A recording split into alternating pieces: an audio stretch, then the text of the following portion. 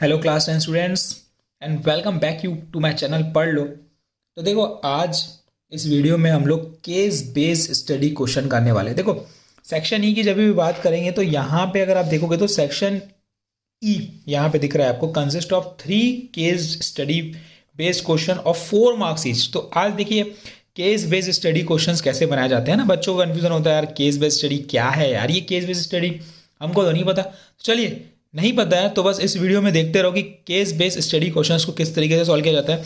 हालांकि कुछ हार्ड नहीं है case based study question, case based study questions और आपके लिए इजी रहते हैं।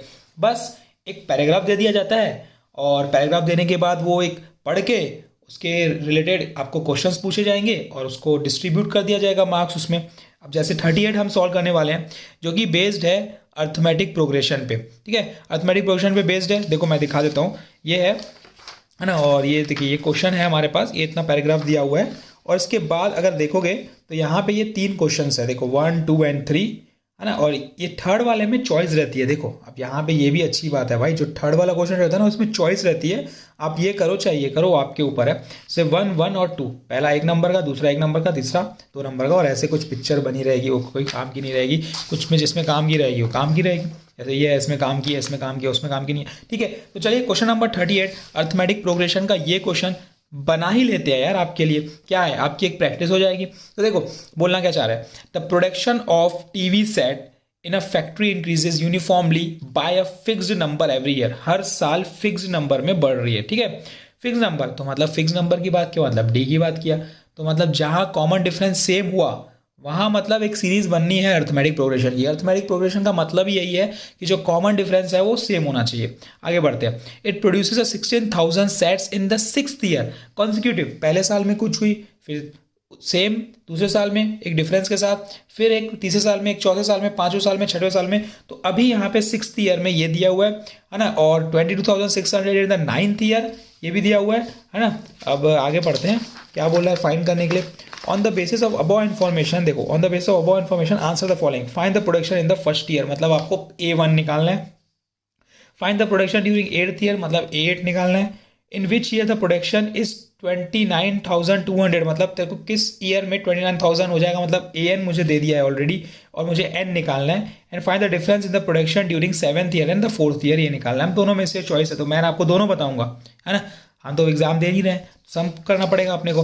तो अब चलिए इसकी बात कर लेते हैं। सबसे पहले 1 बाय 1 हम सबकी बात करेंगे कि गिवन क्या है। अच्छा पहले मैं लिख लेता हूँ यहाँ पे, जैसे कि हम बोलेंगे कि हम साफ सुथरा चीज़ करने वाले हैं, हम मिस्टेक नहीं करेंगे। ठीक है, ये हो गया सॉल्यूशन। ठीक, सॉल्यूशन में सबसे पहले गिवन क्या है, सबसे पहले वो लिखेंगे। हमारे पास गिवन है 6th ईयर का प्रोडक्शन, तो मतलब A6 दिया हुआ है मुझे। कितना दिया हुआ है, 16,000। ये हमारे पास A6 दिया हुआ है। ठीक है, दूसरा दिया हुआ है हमारे पास A9 दिया हुआ है हमारे पास 22,000। ठीक है, ये नंबर ऑफ यूनिट्स है जो प्रोड्यूस हो रहे हैं। अब जैसे समझते हैं, देखो A6 जब भी दिया हुआ है मुझे समझ में आ रहा है, तो यहाँ पे मैं लिख सकता हूँ A + 5D = 16,000। ठीक है, यहाँ से ये मेरी equation number 1। Similarly A + 8D = 22,000। अच्छा ये क्यों कर रहे हैं भाई, फॉर्मूला होता है ना AN का, A + n-1D, पता है ना फॉर्मूला, पता रखो यार, फॉर्मूले से पता रखो। ठीक है, उसके बिना नहीं बनेंगे। अब सॉल्विंग 1 और 2, देखो लिखने का तरीका, सॉल्विंग 1 और 2, इसको सॉल्व करेंगे। सॉल्व यहाँ पे कर लेता हूँ मैं।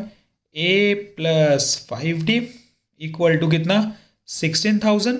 ठीक है, और दूसरा हो जाएगा A + 8D = 22,000, है ना। अब सॉल्व करने का तरीका हमें पता है, एलिमिनेशन मेथड लगाने वाले हैं। तो नेगेटिव नेगेटिव, ये नेगेटिव, ये हुआ कैंसल, ये बन गया -3D।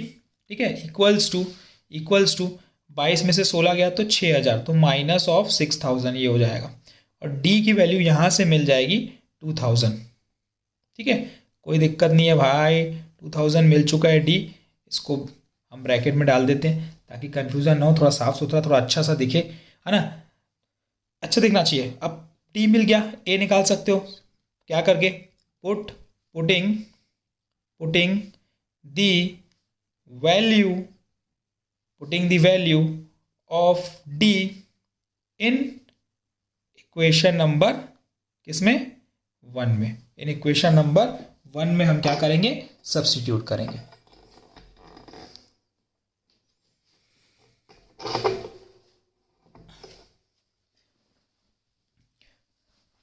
ठीक है, तो चलिए इक्वेशन नंबर 1 में हम सब्स्टिट्यूट कर ही देते हैं। इक्वेशन नंबर 1 a+5d, तो मतलब a+5 इंटू 2000 दैट इज 10,000, ठीक है, इक्वल टू 16,000। ये वैल्यू मिल गई।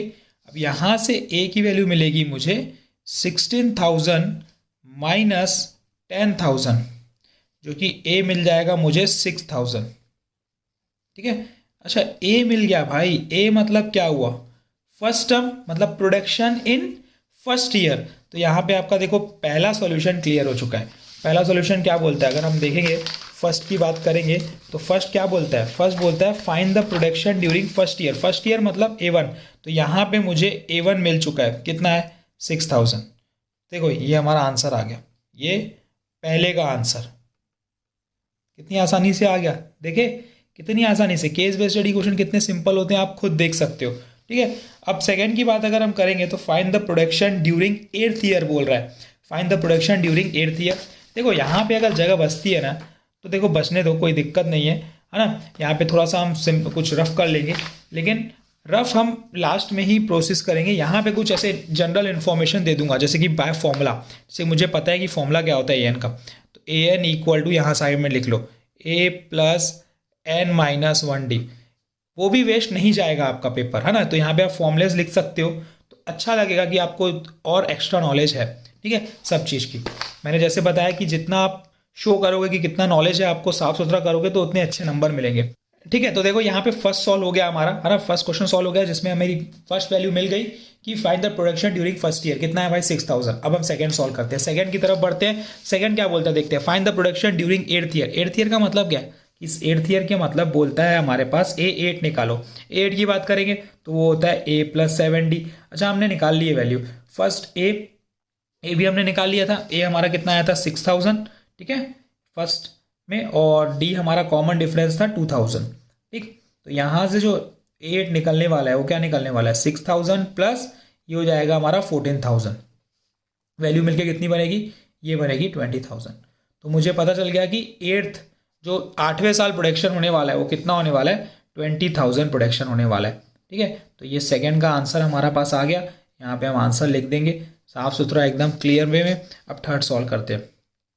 थर्ड क्या बोलता है समझते हैं। देखो, in which year the production is 29,200, किस साल में प्रोडक्शन 29,200 पहुंचेगा। अच्छा ये समझते हैं, यहाँ पे पहले थोड़ा सा दिमाग लगा के हम सॉल्व कर लेते हैं। देखो मुझे पता है कि जो फर्स्ट है 16, पहले साल में 6,000 है, ठीक है, दूसरे साल में की बात करेंगे तो जो डिफरेंस है वो 20,000 है, और 9वें साल में 22,000 है। यहाँ समझते हैं, तो 22,000 के बाद जब 2,000 जोड़ेंगे तो 24,000 आएगा।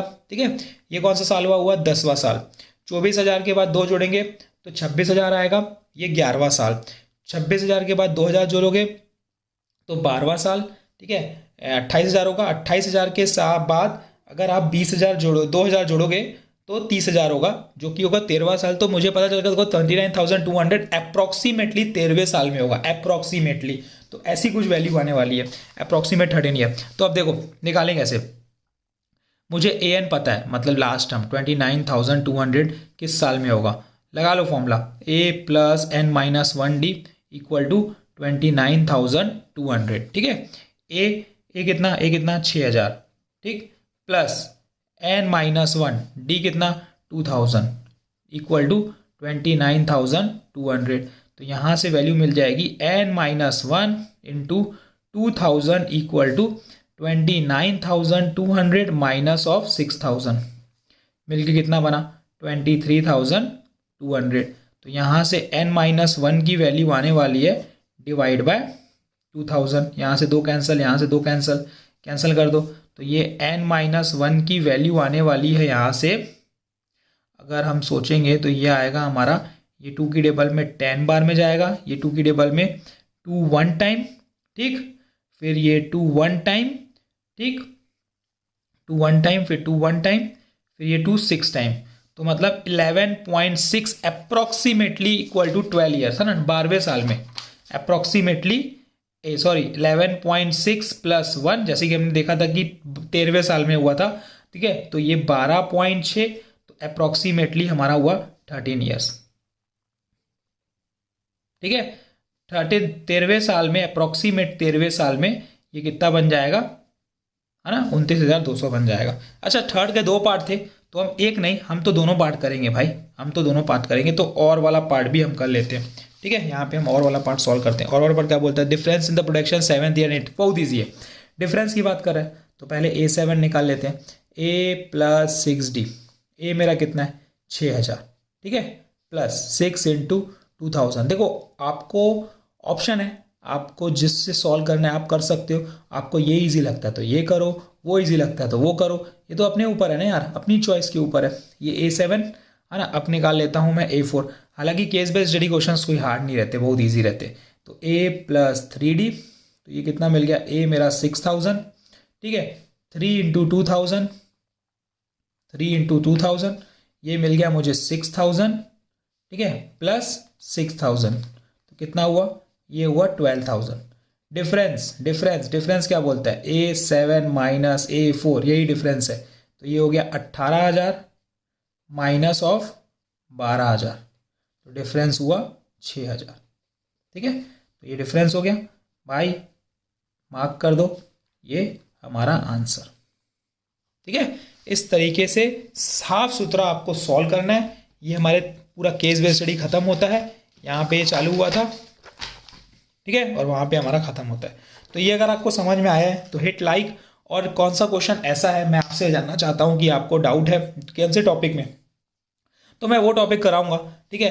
हालांकि कमेंट सेक्शन में ज़रूर बताओ आपको समझ में आ रहा है, अच्छे लग रहे हैं वीडियो, नहीं लग रहे हैं तो क्या चेंजेस करने चाहिए, ये सब चीज़ें मैं आपसे जानना चाहता हूँ। आप कुछ बताइए, कमेंट कीजिए, ताकि मैं आपके लिए और मेहनत कर सकूँ, ठीक है, ताकि आपके अच्छे नंबर आए। तो thank you and keep practising and more practice. Thank you.